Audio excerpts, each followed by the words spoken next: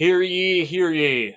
Welcome backeth to the mightiest podcast in the worldeth, where we hath watch motion pictures with sound uponeth thee, and make random choices and haveth opinions oneth thee. And witheth me, as always, is the incredible, the mighty, the insurmountable Kyle Mulford, the Hulk, Incredible Hulk, to my amazing Spider-Man. And I'm Noah Seddon. How you doing, Kyle? And it's hard to talk like an Asgardian. Hulketh smasheth. Hulketh smasheth, yes. I'm doing all right. How are you? I'm doing just fine. And what movie did we watch today? We watched no, I'm not even gonna.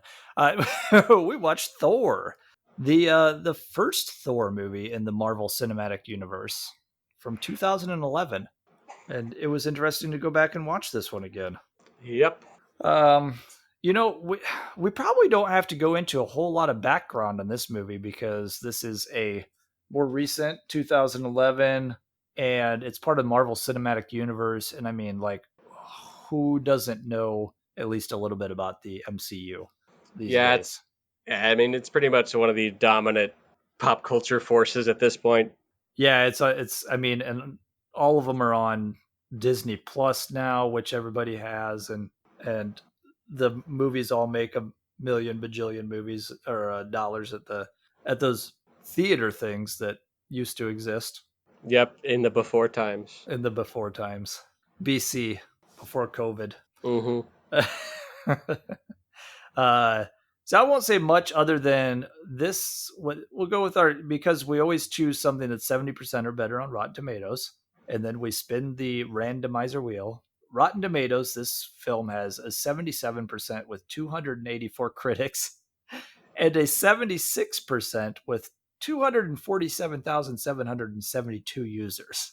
Yeah, sounds about right. That is a lot of people who saw this movie and had to comment on it and get onto the Rotten Tomatoes.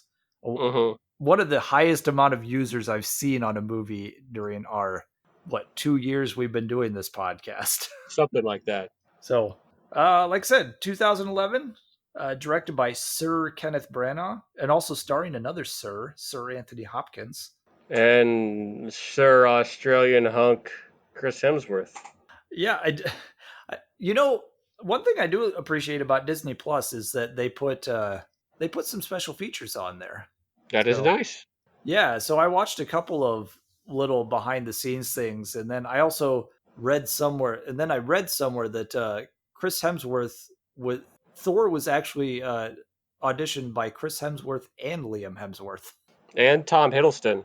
That's true. Tom Hiddleston also did, but I just thought it was funny that the two brothers were going after the same role. Mm-hmm. But a good cast. I mean, Chris Hemsworth, Natalie Portman as Jane Foster. You got Stellan Skarsgård and Kat Dennings, which I was kind of sad to see that she didn't show up again after this. But I saw She on was her IMDb page that she's coming back for WandaVision interesting. as the same character, Darcy. I don't know why in WandaVision, but it'll be good to see Kat Dennings come back. We got Tom Hiddleston. I didn't really know who he was until Thor, and boy, Would did he be. really knock this role out of the park. Boy, do the fans love him. Yeah, Anthony Hopkins as Odin, and Idris Elba as Heimdall. And Idris Elba, I didn't. He was just in the middle of his popular BBC cop show Luther. If you haven't seen that before, it was Yeah, I think phenomenal. he really blew up after this. Yeah, between Luther that started in 2010 and then playing Heimdall, that really is when he kind of blew up around here. He had been around for a while, but because I think he was in The Wire also.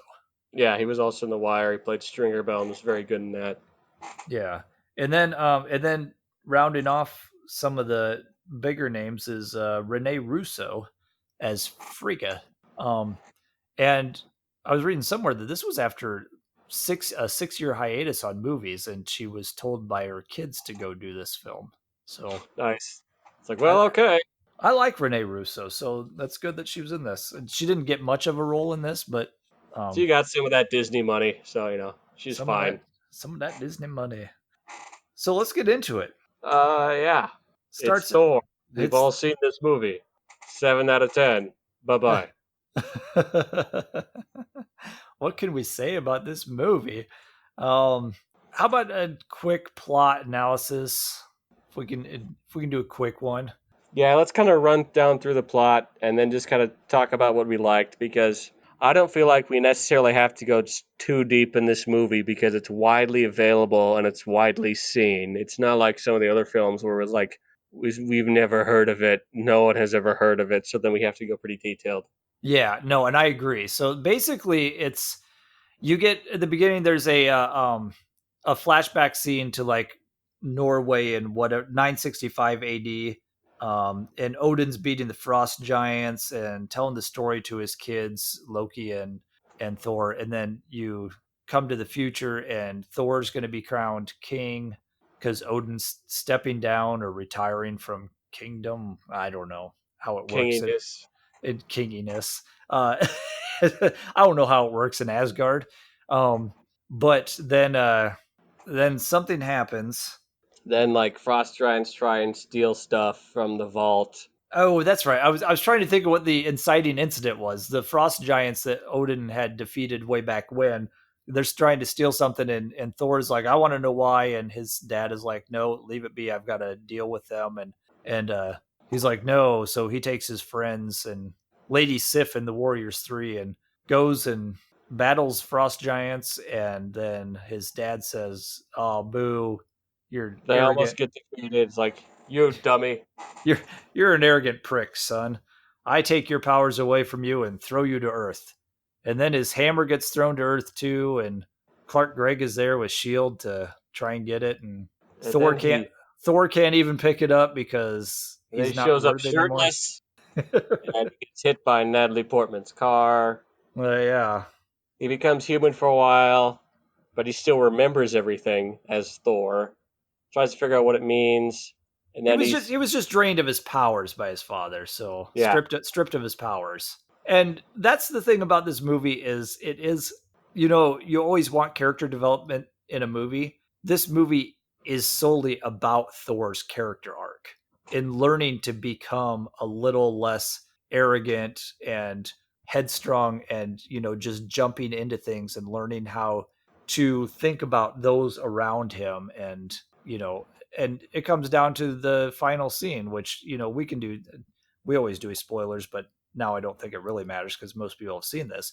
But he when they're battling the destroyer at the end, he's like, you guys take care of this because I know you guys can fight this thing. I'm going to And he knew he didn't have powers, so he couldn't do anything. He said, I'm going to make sure that people get out of this town, yep. and I'm going to go help them. And then he gets hit by the thing. And no, actually, he goes and tries to hit the destroyer himself, even without his powers, and says, I'm going to protect everybody. I don't care if I have my powers or not.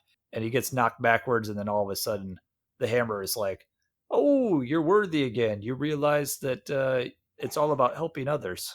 Yep. Then he does it, does the lightning thing, goes back, saves the day, even saves Jotunheim, the realm of the frost giants, from being destroyed by Loki, who's angry about it for some reason, because apparently he's adopted from a frost giant and he's mad about it. That's one thing I'd like to address about this film is there's a lot of things in the Marvel universe that like either get retconned or just forgotten about, and I think that's one of them that gets forgotten about because they never mention again that Loki is actually a frost giant. And honestly, that's fine. I mean, they're just kind of part of it is making stuff up all the way along, and they go stuff with kind of what. Oh, did this work? Okay, we'll do more of this. Or like, did this work? We'll do more of this. This didn't work, so then we'll just kind of forget about it. I guess the big example would be like the movie Incredible Hulk, which was just kind of forgotten about. Yeah. And with There's other things in this too, like the treasure room down below where things were trying to get stolen. I mean, things were getting stolen from. Apparently, it's like either mentioned or shown that there's a Infinity Gauntlet in there with all the stones. I Well, think with then it yeah, was one of them. retconned in Thor Ragnarok when Hela said something about, yeah, some of that stuff in the treasure room is fake. So Yeah, and that was really funny. So it's just like, yeah, some of that's fake.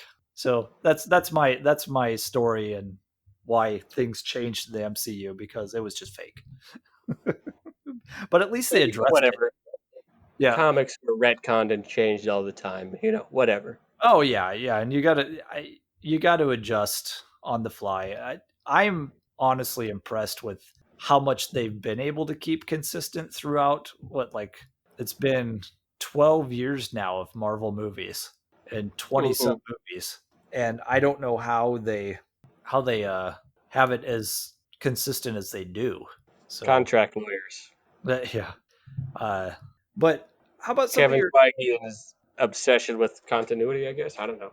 Yeah, I was gonna say, having someone like Kevin Feige seeing over it and going, "No, that doesn't work with the other stuff," and I get that ends up being the reason why, like an Edgar Wright leaves Ant Man because he can't do his own thing. Which I see both sides of that story, because you bring in these directors and you're like, "Oh, we're going to bring in this director who's really great at doing what he does, and then I'm going to tell him what to do." It's like, well, why are you doing that? Yeah, Um, I mean, sometimes it is. I get that, but we're getting to a point where they're now allowed to get weirder. yeah, I mean, we really saw that with James Gunn coming in with Guardians of the Guardians of the Galaxy. Galaxy, yeah, and And so, and that's one thing I'd like to talk about. This is one of the early. This is actually the fourth movie in the MCU, and that's after Iron Man was the first, and then the Incredible Hulk, which was actually a Universal film, and then Iron Man 2, and then you have Thor. So this is actually only the fourth movie in this whole thing, and and did this come out? No, don't forget Captain America. that came out later the same year, 2011. Okay, okay. So Captain In America my was the brain, I thought Captain America came out first. I don't know why I remember that. It's probably because I saw it in theaters first. it was the and it's called the first Avenger. Hmm.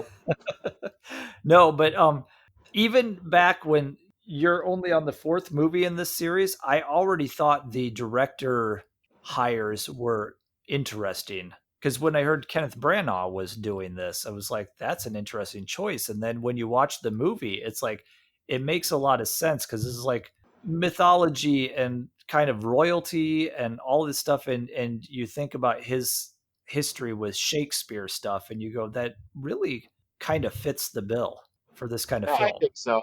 And honestly, I like what he did with this film. Um, I found myself being kind of annoyed by some of his choices. It seemed like he tended to overuse like the cant shot or cant. I don't remember. Point is where you like tilt the camera so everything looks askew, like kind of diagonal. the Brian De Palma Dutch angles. Yeah, Dutch angles and stuff like that. That was annoying. Seemed like they kept doing that all the time. Yeah, and I will agree with you on that one. Like, story wise, I like this film a lot, but like, yeah, that is one thing I did notice while I was watching the film too. I was like, can you put like the camera straight on anybody? I felt like I was watching De Palma's Mission Impossible. I felt like I was watching Battlefield Earth I saw that in the theater, and I have cleared my memory of that, other than the fact that I saw it in the theater. and the Dutch angles and John Travolta. But yeah, it really did. Like, for some reason, because I love the first Mission Impossible movie. Whenever I see a lot of Dutch angles in a movie, that's what it reminds me of, because I've seen Mission Impossible so many times. I'm like, oh god, I feel like I'm watching Mission Impossible. But yeah, that I can agree. The camera shots got a little annoying, but I thought the character work was really good, and I thought it was a really simple story, which was kind of refreshing to go back to such a simple story, because like some of these early movies, Iron Man, the Hulk, and Thor. If you go back and watch them after seeing all these convoluted stories with the Avengers and all this stuff, they're very simple. It's just a character arc of, we're introducing you to this Marvel character, and this is what he's like at the beginning and his transformation into the hero he's going to become. And it's a good little origin story without being totally origin. Hmm. And I thought some of the fighting sequences were pretty cool too. The stuff on, how do they pronounce it, Jotunheim? Jodelheim. Yeah, it's I thought some of it was a little dark, but I really liked some of the action sequences in there with all the ice and what they did with the hammer and everything. Yep. So, and they really tried to, you could tell they really tried to get as many iconic poses of Thor in this movie as they could. Yep. And watching some of the behind the scenes features, they talked a lot about um, taking a lot of inspiration from the Jack Kirby stuff, from Yep. when he used to draw Thor, because Jack Kirby and Stan Lee created the character. I Yeah, the Marvel Cinematic Universe is built on Jack Kirby. it, Then yeah, again, most like comics in general are built on Jack Kirby. So that's yeah, that's true. I mean, you can't talk about, especially well, actually Marvel or DC. you can't They're talk about comics at all without hitting Jack. You can't throw a rock without hitting Jack Kirby at least once when you're talking about comics. it really is true. So I found it funny because I did find a clip of Stan Lee talking about him talking about creating Thor, and he's like, I just wanted to bring, like, I think he said something about wanting to bring mythology into the Marvel comics, and he's like, people know about a lot about Greek gods and Roman gods and all this stuff, and I wanted something a little different. So he's like, I thought I'd bring in some Norse gods, and he's like, Thor just sounded like a cool name. So just I just wanted Thor with his cool hammer. And And and the, with you never know how much Stanley was telling the truth. He was always really good at exaggerating his own part. yeah, that's true. And and the guy's like 112 years old, and a lot of these interviews. So you never know how much he actually remembers either. Hmm. Just like, I'm just going to make this up because I don't remember. But I know that they took a lot of inspiration from Jack Kirby, but I thought like the costume really felt like Ultimates. Yeah, and a lot of the costumes they kind of took from Ultimates, especially. So that design was done by Brian Hitch, if I remember correctly. Yeah, and I guess that makes sense with the rest of the the MCU as well, because um, Nick Fury himself is, for me, has, like, growing up, he was always a white dude, and then in the Ultimate version, they actually created He was Black based off Nick this. Fury based off of Samuel L. Jackson, which then got the role of Nick Fury in the movies. So that was another thing that came from the Ultimates. Hmm. And what I'd like to see them bring from the Ultimates next is Miles Morales, Yeah, which I wonder if they will somehow, considering I it felt like Into the Spider Verse could have been kind of a leaping point into bringing Miles Morales in, yeah, that but movie's so good. we'll see. Yeah, I love Into the Spider Verse, but yeah. So the fighting sequences, the character development in this, the character arc, and all that, I I really liked it. It's a simple story, and there's also the story. You've got the Thor character arc, and then Loki being the villain is a really complex character, which I enjoyed too, because he's also the son of Odin, but then you find out he's, I would say, adopted, but more stolen. Yeah, and I guess, and but personally, I don't know. This film always felt like one of the weaker entries in the Marvel movies. Like maybe because I only watched it once and I never felt the need to go back to it. Okay, because I liked what he did with the character of Loki, and the jealousy that he had of his brother, and then finding out that he was not actually Odin's son, and just kind of sparked his downward spiral into the villainy going into the rest of the MCU. So, but then it gets that complexity of, he is Thor's brother still, whether he's a frost giant or not. I mean, he grew up as Thor's brother, so there's always those the brotherly feelings between the two. So I really like the dynamic of Loki and Thor all through the MCU, Yep. and it all starts right here. So I guess I just feel like this was still when Marvel was kind of stuck in their quote unquote realism phase, if you know what I mean. yeah, This was after The Dark Knight and made $1 billion, so then they wanted to try and be quote unquote be realism. So that means a lot of just like not as desaturated colors, try and keep somewhat of like a pseudo scientific basis for it for whatever, even though that doesn't really matter, especially with Thor, because like he's magic. Who cares, right? Yeah. I mean, they even have the line in there, I come from a place where magic and science are the same thing.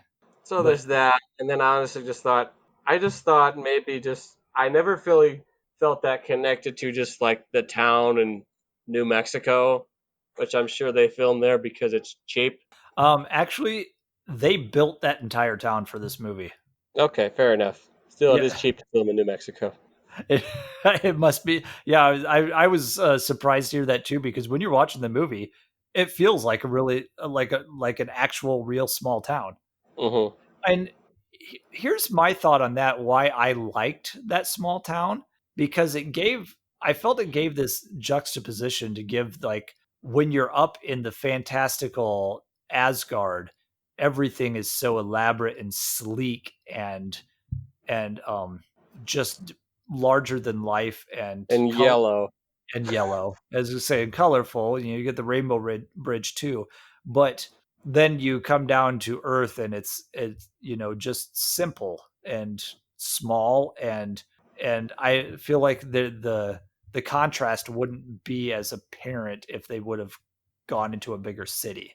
I think also what would have maybe might have helped with me is if they would have saturated, like brought up the color saturation in Asgard, as it still felt a little bland to me. Everything felt kind of yellow, and then none of the colors really popped, even on like his cape.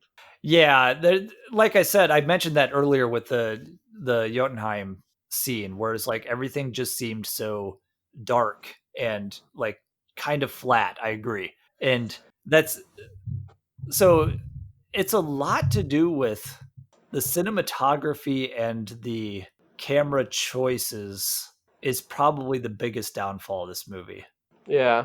I guess So it's especially the reason we're so complaining so much about the color saturation is because we've all watched Thor Ragnarok more than once. And that's that movie just kind of really kicks this movie out of the water in every sense of the word because because I always thought Thor was always like half Norse mythology, half like prog rock album. And that's kind of really where he goes well. Especially, I know a very influential run that they talked about in this one that fans love that have probably been used for other stories is the Walt Simonson when he was writing and drawing that book in the 80s. He did that for like a few years. And people absolutely love those comics with good reason because he was definitely able to straddle the line between like once again Norse mythology, magic and might and like Dungeons and Dragons style stuff that was popular at the time, and also like prog rock heavy metal albums. yeah, Thor Ragnarok's a whole different ball of wax there. It's It almost definitely feels like two very different movies, hardly part of the same series. Yeah, and honestly though, in my opinion though, you don't get to Thor Ragnarok without this.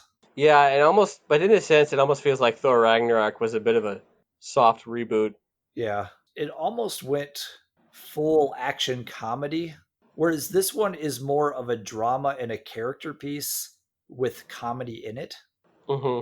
And I thought some of the comedy, some of the lines worked in this, not to the extent that Thor Ragnarok does, but again, like I said, I appreciate the character arc in this, and despite the all of the weird camera angles and the not quite as bright, colorful saturation, I do like the character moments in this movie.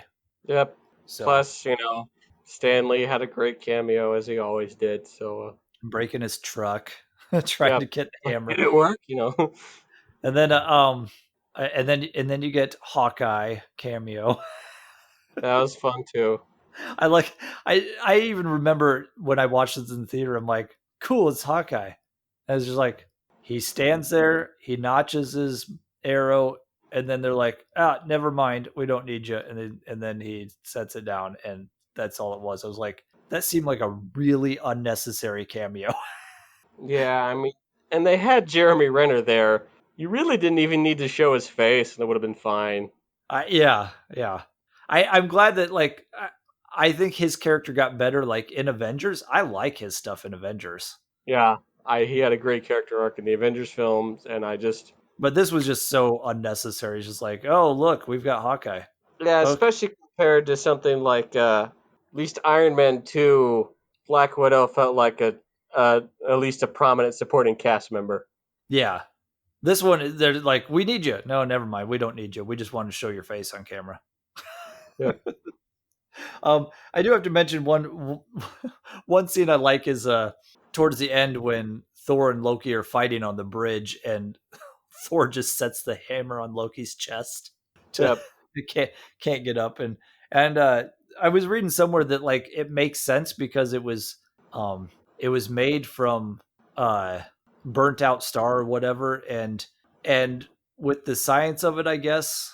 Science in quotes, I guess. Yeah, I mean, the mass of a burnt out star would actually be extremely heavy. So, like the amount that it would take to make the head of a hammer, it actually would be that heavy. It would make sense for the weight of it, but I don't know. I didn't really research that, so I'm not sure. I've never actually tried lifting a dead star before, so That's because you weren't worthy. I wasn't worthy. We're not worthy. We're not worthy. Yeah, good movie. Honestly, I'm probably not gonna watch it again anytime soon. If I want to watch a Thor movie, I'll watch Thor Ragnarok again. I I would recommend this one if you haven't seen it. We'll put it that way. Which I don't know who hasn't seen it. But then again, it is now what 2011. It's 9 years old, so like some of the kids that are just getting into the Marvel movies, Yeah, what about your kids?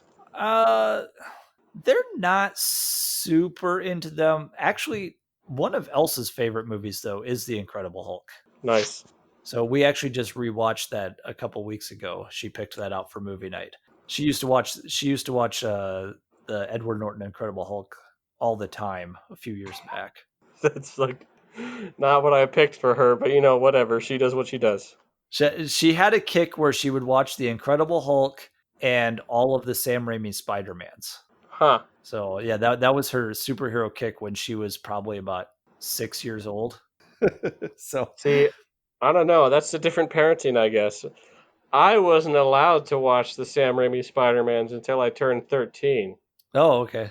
I no, I am not very strict. She was 5 or 6 when I showed her Arachnophobia. You're a bad parent. She's like, "Daddy, can we watch the Spider movie again?" I I mean, she's only 8 now, and I just got done watching the entire Tremors series with her. So I mean, But it's one of those things. I mean, like you're the person that you know your kid best. yeah, and believe me, she handles it well. She knows what's right and wrong, and and and I know that kids are capable of watching that stuff if you know whether they understand it and all that. Because my parents, I don't think they even knew half the stuff I watched when I was like maybe 6 or 7 years old. I was watching the goriest horror movies I could find. You That know, explains a lot. late night HBO and all that stuff. So, Yeah. Yeah. but I mean, when I was a kid, I got nightmares from the Hydra and the Disney Hercules. So, and the dinosaurs in Jurassic Park, hey, you know what? Even and the bug guy from the first Men in Black, I was gonna say though, that and Beetlejuice. some of the stuff my daughters watched with me, she couldn't make it past the Tyrannosaurus Rex scene in Jurassic Park. So Hmm. I can give you that one. That's scary for a kid. So I was not a kid when that came out. So Old Man Kyle. old man, I was a teenager at least, 93. So, but yeah. So anyway, Thor, right? Uh, Yep. Thor. I like I said, I'd recommend it for anybody who hasn't seen it. Um, I it's just watched Thor Ragnarok again. I'm gonna be honest. well, that's where I'm going with our double feature. I think this would actually make a great double feature with watching Thor and then watching Thor Ragnarok. And you don't need Thor: The Dark World. Nobody needs Thor: The Dark World. That's the only Marvel movie that I just really didn't care for it at all. Even Iron Man 2, there was stuff I liked about it. But Mm-hmm. no, Thor: The Dark World, no. But I think a good double feature would be Thor, just to see his character arc in becoming the hero that he eventually will be, and then watching Thor Ragnarok and seeing what he ultimately becomes. And I think Yes, and I have been falling for 30 minutes. and yeah, and then there's a little bit of comedy, but it's more about the character in the first one, and in the first one, and then you get into Thor Ragnarok, and there's just so much comedy and action and adventure that it's a good to go from Thor into Ragnarok, because it kind of just amps up as you go. So Definitely is a really nice contrast. that is my double feature Yeah, so recommendation. now we just gotta spin the wheel. Spin the wheel. We want all genres. Sure. Let's do it. 70% or better on Rotten Tomato. Let's spin it. Spin, spin, spin, spin. Spin,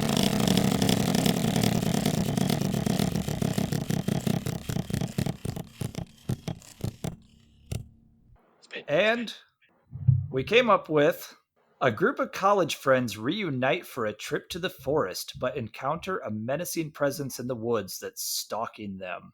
Actual cannibal Shia LaBeouf. Shia LaBeouf. Shia Anyway, good LaBeouf. song. No, this is a movie called The Ritual from 2017, and it's a horror film on Netflix. We haven't done a horror movie in a while. I'm into it. No, we haven't. And to tell the truth, this is actually already on my to watch list. So this is something that I've heard of, and apparently at some point put on my watch list. So we'll see if it was worth putting on there. All right. I guess until then, you make sure to follow us on social media. I'm at Noah_Saturn, I am, SATRN on Twitter. and I am at AwesomeKM. And until next time, I'm God of Thunder. And I'm the god of mischief. I'm being mischievous. Stop it. No. Bye bye.